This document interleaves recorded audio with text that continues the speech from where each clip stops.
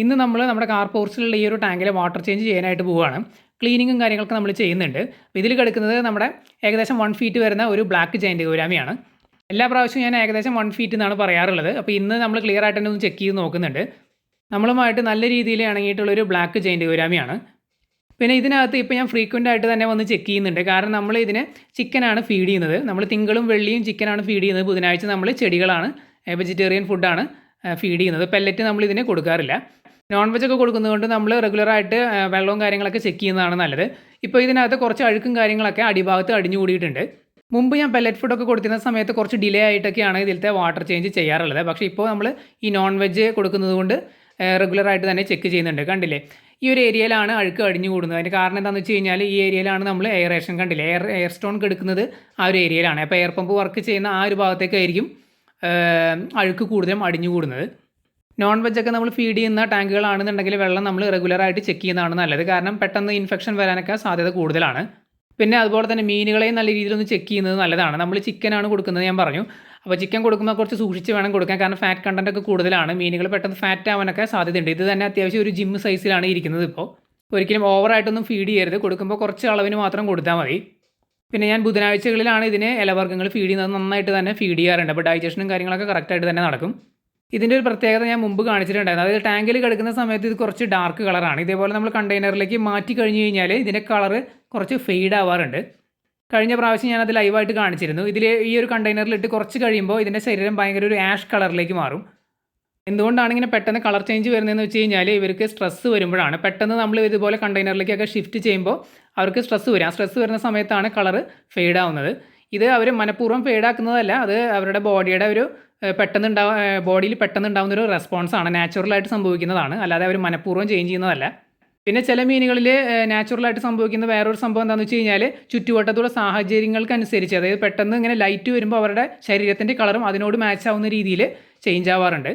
ഇത്തരത്തിലുള്ള സംഭവങ്ങൾ നമ്മുടെ ജയൻറ്റ് ഗൗരാമികളിലും അതുപോലെ തന്നെ ഓസ്കാറുകളിലൊക്കെ സംഭവിക്കാറുണ്ട്. അപ്പോൾ ഇത് കറക്റ്റ് 1 ഫീറ്റ് തന്നെ ഉണ്ടോ എന്ന് ചെക്ക് ചെയ്യാനായിട്ട് നമ്മൾ സ്കെയിൽ കൊണ്ടിട്ടുണ്ട്. 12 ഇഞ്ചിൻ്റെ സ്കെയിലാണ്. അപ്പോൾ നേരത്തെ അത് സ്ട്രെയിറ്റ് നിൽക്കുന്ന സമയത്ത് ഞാനൊന്ന് ചെക്ക് ചെയ്ത് നോക്കിയിരുന്നു. കറക്റ്റ് 1 ഫീറ്റ് കിട്ടുന്നുണ്ട്. ഇപ്പോൾ ഇതിങ്ങനെ സൈഡ് ചെരിഞ്ഞ് നിൽക്കുന്നത് കൊണ്ട് വാല് കണ്ടില്ലേ, കുറച്ച് വളഞ്ഞാണ് നിൽക്കുന്നത്. ഇങ്ങനെ നമ്മൾ എടുക്കുന്ന സമയത്ത് ചെറുതായിട്ട് ഒരു ഇഞ്ച് കുറവ് പോലെ കാണിക്കുന്നുണ്ട്. പക്ഷേ സ്ട്രെയിറ്റ് കറക്റ്റായിട്ട് നമ്മൾ പിടിക്കുമ്പോൾ 1 ഫീറ്റ് തന്നെ വരുന്നുണ്ട്. അപ്പോൾ എന്തായാലും പുള്ളിക്കാരൻ ആ ഒരു സൈസിലേക്ക് എത്തിയിട്ടുണ്ട്. പിന്നെ എല്ലാ പ്രാവശ്യവും നമ്മൾ വാട്ടർ ചേഞ്ച് ചെയ്യുന്ന സമയത്ത് ഇതിൻ്റെ ഫുൾ ബോഡി ഒന്ന് ചെക്ക് ചെയ്യാറുണ്ട്. ഇതിൻ്റെ ഷേപ്പും കാര്യങ്ങളും അതുപോലെ ഫിൻസ് കാര്യങ്ങളെല്ലാം. ഇതിൻ്റെ ഫുൾ കാര്യങ്ങൾ ഓക്കെയാണ്. നല്ല ഹെൽത്തി ആയിട്ട് ഹാപ്പി ആയിട്ട് തന്നെ ഇരിക്കുന്നുണ്ട്. ബാക്കി നമ്മുടെ കയ്യിലുള്ള എല്ലാ ജയൻറ്റ് ഗൗരാമികളും ആൽഗെ വാട്ടറിലാണ് കിടക്കുന്നത്. ഔട്ട്ഡോർ ടാങ്കുകളിലാണെങ്കിലും നമ്മുടെ ടെറസിൻ്റെ മുകളിലുള്ള ടബ്ബുകളിലും ബക്കറ്റുകളിലൊക്കെ ആണെന്നുണ്ടെങ്കിലും എല്ലാത്തിലും ആൽഗെ വാട്ടറാണ്. ഈ ഒരു കാർ പോർച്ചിലെ ടാങ്കിൽ മാത്രമാണ് ഇതുപോലുള്ള ക്ലിയർ വാട്ടറിൽ നമ്മൾ ഇട്ടിട്ടുള്ളത്. ഈ ഒരു ജയൻറ്റ് ഗൗരാമി മാത്രമാണ് ക്ലിയർ വാട്ടറിൽ കിടക്കുന്നത്.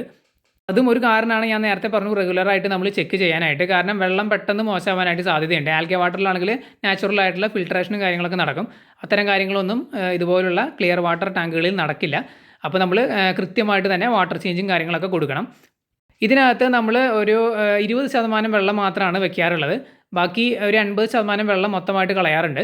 എന്നിട്ട് നമ്മൾ ക്ലീൻ ചെയ്യുന്ന സമയത്ത് തന്നെ, നമ്മൾ വെള്ളം വലിച്ചു കളയുന്ന സമയത്ത് തന്നെ നമ്മൾ ഹോസ് ഉപയോഗിച്ച് അടിഭാഗം മൊത്തം ക്ലീൻ ചെയ്യാറുണ്ട്. എന്നിട്ട് ഫ്രഷ് വെള്ളം അടിച്ച് നിറയ്ക്കുകയാണ് ചെയ്യുന്നത്. അതോടൊപ്പം തന്നെ നമ്മൾ സോൾട്ട് ആഡ് ചെയ്ത് കൊടുക്കാറുണ്ട്. പിന്നെ ഓരോ ദിവസം ആഡ് വിട്ട് നമ്മൾ എയറേഷനും കൊടുക്കുന്നുണ്ട്. പിന്നെ ഗ്രോത്തിൻ്റെ കാര്യം പറയുകയാണെന്നുണ്ടെങ്കിൽ നമ്മൾ നോൺ വെജ് ഫീഡ് ചെയ്യാൻ തുടങ്ങിയതിന് ശേഷം ഗ്രോത്ത് കുറച്ച് ഫാസ്റ്റായിട്ട് നടക്കുന്നുണ്ട്. പരമാവധി ഇവർക്കൊരു ബാലൻസ്ഡ് ഡയറ്റ് കൊടുക്കുന്നതാണ് നല്ലത്. അതായത് പെല്ലറ്റ് ഫുഡും പിന്നെ ഇലവർഗ്ഗങ്ങളും പിന്നെ നോൺ വെജും കൂടി ആഴ്ചയിൽ ഇങ്ങനെ പല ദിവസങ്ങളിലായിട്ട് മാറി മാറി കൊടുക്കുന്നതാണ് നല്ലത്. അപ്പോൾ നമ്മൾ ടാങ്കിൽ ഫ്രഷ് വെള്ളം നിറച്ചിട്ടുണ്ട്. അടിഭാഗമൊക്കെ ഫുള്ളായിട്ട് നമ്മൾ ക്ലീൻ ചെയ്തിട്ടുണ്ട്. പിന്നെ ഒരു പ്രിവെൻറ്റീവ് മെഷർ എന്ന നിലയ്ക്ക് നമ്മൾ എല്ലാ പ്രാവശ്യവും സോൾട്ട് ആഡ് ചെയ്ത് കൊടുക്കാറുണ്ട്. അപ്പോൾ നമ്മൾ സോൾട്ടും ആഡ് ചെയ്ത് കൊടുത്തിട്ടുണ്ട്. അപ്പോൾ നമ്മൾ മീനിനെ തിരിച്ച് ടാങ്കിലേക്ക് ഇറക്കി വിടാനായിട്ട് കണ്ടെയ്നർ വെള്ളത്തിലേക്ക് ഇറക്കി വെച്ചിട്ടുണ്ട്. ഈ ഒരു മീനിനെ എല്ലാ പ്രാവശ്യവും നമ്മൾ ഇതുപോലെ വെള്ളത്തിൽ നിന്ന് പിടിക്കാനും തിരിച്ചിടാനൊക്കെ വളരെ എളുപ്പമാണ്. ഒരു പ്രശ്നമോ കാര്യങ്ങളോ ഈ ഒരു മീൻ ഉണ്ടാക്കാറില്ല. ഞാനിതിനെ എങ്ങനെയാണ് പിടിക്കാറെന്ന് വെച്ച് കഴിഞ്ഞാൽ ഈ സെയിം കണ്ടെയ്നർ തന്നെ ഇതിലേക്ക് ഇറക്കി മുക്കി ഇതിലേക്ക് കയറ്റുകയാണ് ചെയ്യാറുള്ളത്. എന്നിട്ടാണ് ഞാൻ പുറത്തേക്ക് ഇറക്കി വെച്ചത്.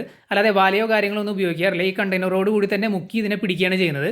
ഇത് വലിയ ബുദ്ധിമുട്ടോ കാര്യങ്ങളോ ഒന്നും ഉണ്ടാക്കാറില്ല. നമ്മൾ ഈ ഒരു കണ്ടെയ്നർ അടുത്തേക്ക് കൊണ്ടുവരുമ്പോൾ അതിനകത്തേക്ക് ഈസി ആയിട്ട് തന്നെ കയറാറുണ്ട്. നമ്മൾ ജസ്റ്റ് പൊക്കി എടുത്ത് പുറത്തേക്ക് വെക്കും. ക്ലീനിങ്ങും കാര്യങ്ങളൊക്കെ കഴിഞ്ഞ് ഫ്രഷ് വെള്ളം അടിച്ചതിന് ശേഷം ഇതേപോലെ നമ്മൾ ഈസി ആയിട്ട് തിരിച്ച് ടാങ്കിലേക്ക് ഇറക്കി വിടുകയും ചെയ്യാറുണ്ട്. യാതൊരു വിധത്തിലുള്ള ഇഷ്യൂസോ കാര്യങ്ങളോ ഒന്നും ഇത് ഉണ്ടാക്കാറില്ല. അതായത് ചാടാൻ ശ്രമിക്കുകയോ പെടച്ച് പ്രശ്നം ഉണ്ടാക്കുകയോ അങ്ങനത്തെ പ്രശ്നങ്ങളൊന്നുമില്ല. വളരെ കാം ആൻഡ് കൂളാണ് പുള്ളിക്കാരൻ. ഇത് മെയിലാണോ ഫീമെയിലാണോ എന്ന് എനിക്ക് ഇതുവരെ കൃത്യമായിട്ട് മനസ്സിലാക്കാനായിട്ട് സാധിച്ചിട്ടില്ല. സാധാരണ മെയിലുകൾക്ക് അത്യാവശ്യം നല്ല രീതിയിൽ പുറത്തേക്ക് തള്ളി നിൽക്കുന്ന ഒരു മുഴ നെറ്റി ഭാഗത്ത് ഉണ്ടാവാറുണ്ട്. അതിന് മാത്രം ഒരു എന്താ പറയുക, തള്ളി നിൽക്കുന്ന ഒരു മുഴ ഇതിനെ എനിക്ക് കാണാനായിട്ട് പറ്റുന്നില്ല. അതുകൊണ്ട് ചിലപ്പോൾ ഇത് ഫീമെയിൽ ആവാൻ സാധ്യതയുണ്ട്. ഞാൻ പറഞ്ഞു കേട്ടിട്ടുണ്ട് മറ്റ് വെറൈറ്റികൾ, അതായത് പിങ്ക്, ആൽബിനോ ഇതൊക്കെയായിട്ട് കമ്പയർ ചെയ്യുമ്പോൾ അവർക്ക് ഈ ഹമ്പ് ചെറിയ സൈസിൽ തന്നെ നല്ല രീതിയിൽ പുറത്തേക്ക് തള്ളി നിൽക്കാറുണ്ട്. അതുകൊണ്ട് തന്നെ ചെറിയ സൈസിൽ തന്നെ നമുക്ക് മെയിലും ഫീമെയിലൊക്കെ ഐഡൻറ്റിഫൈ ചെയ്യാൻ പറ്റാറുണ്ട്. പക്ഷേ ഈ ബ്ലാക്കിൽ അങ്ങനെ എനിക്ക് തോന്നുന്നു കുറച്ച് ബുദ്ധിമുട്ടാണെന്നുള്ളത്. കുറച്ച് സൈസ് ആയാൽ മാത്രമാണ് നമുക്ക് ക്ലിയർ ആയിട്ട് അറിയാനായിട്ട് പറ്റുന്നത്. ഇതിൻ്റെ നെറ്റിയിൽ കണ്ടില്ലേ, നമുക്ക് അങ്ങനെ ഒരു ഹമ്പ് കാണാനായിട്ട് പറ്റുന്നില്ല. ചിലപ്പോൾ ഫീമെയിൽ ആയിരിക്കും. നമ്മളിപ്പോൾ വാട്ടർ ചേഞ്ച് ചെയ്തതിൻ്റെ യാതൊരു സ്ട്രെസ്സോ കാര്യങ്ങളോ അത് കാണിക്കുന്നില്ല. കണ്ടില്ലേ, നമ്മൾ ഇട്ടു പഴയ പോലെ തന്നെ. അത് നമ്മൾ ടാങ്ക് തുറന്ന സമയത്ത് എത്രത്തോളം ആക്റ്റീവായിരുന്നു അതുപോലെ തന്നെ പുള്ളിക്കാരൻ ആക്റ്റീവായിട്ട് തിരിച്ചു വന്നിട്ടുണ്ട്. നമ്മളിപ്പോൾ ഇട്ടേ ഉള്ളൂ, നമ്മളിതേ കൈയൊക്കെ ഇടുമ്പോൾ തിരിച്ച് അതുപോലെ തന്നെ അത് റെസ്പോണ്ട് ചെയ്യുന്നുണ്ട്. നമ്മളുമായിട്ട് നല്ല രീതിയിൽ ഇണങ്ങിയാൽ മാത്രമാണ് അവർ ഇതുപോലെ എന്തൊക്കെ ഇഷ്യൂസ് ഉണ്ടായാലും ഇതുപോലെ നമ്മൾ ഒരു കണ്ടെയ്നറിലേക്ക് മാറ്റി വെള്ളം മാറ്റി തിരിച്ചിട്ടു എന്തൊക്കെ ചെയ്തിട്ടും അത് സ്ട്രെസ്സോ കാര്യങ്ങളൊന്നും ഇല്ലാതെ നമ്മളുമായിട്ട് വീണ്ടും പെട്ടെന്ന് തന്നെ ഇണങ്ങി വരണമെന്നുണ്ടെങ്കിൽ അത് ഓൾറെഡി നല്ല രീതിയിൽ നമ്മളുമായിട്ട് ഇണങ്ങിയിട്ടുള്ളൊരു മീനാണെങ്കിൽ മാത്രമാണ് ഇതുപോലെ റെസ്പോണ്ട് ചെയ്യുക.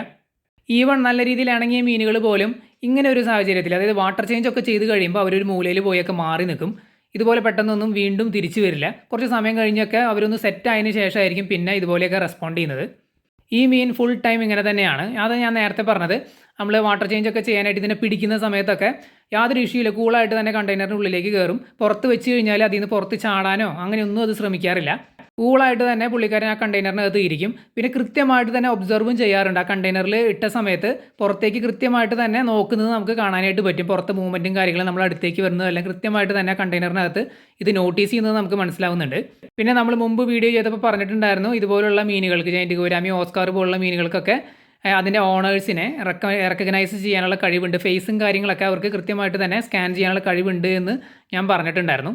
ചില ഇനത്തിൽപ്പെട്ട മീനുകൾക്ക് ഹ്യൂമൻ ഫേസ് ക്ലിയർ ആയിട്ട് തന്നെ സ്കാൻ ചെയ്ത് റെക്കഗ്നൈസ് ചെയ്യാനുള്ള കഴിവുകളുണ്ട്. ഈ ഒരു രീതിയിൽ മീനുകളെ ആക്കിയെടുക്കാനായിട്ട് അങ്ങനെ വലിയ ട്രെയിനിങ്ങോ കാര്യങ്ങളൊന്നും കൊടുക്കേണ്ട ആവശ്യമില്ല. നമ്മൾ നല്ല രീതിയിൽ മീനുകളുമായിട്ട് ഇൻറ്ററാക്ട് ചെയ്താൽ മതി ഫീഡിംഗ് ഒക്കെ ചെയ്യുന്ന സമയത്ത്. അപ്പോൾ നമ്മുടെ ഇന്നത്തെ വീഡിയോ ഇവിടെ അവസാനിക്കുകയാണ്. എന്തെങ്കിലും ഡൗട്ട് ഉണ്ടെങ്കിൽ കമൻറ്റ് ചെയ്ത് ചോദിക്കുക, നമ്മൾ തീർച്ചയായിട്ടും റിപ്ലൈ തരുന്നതായിരിക്കും.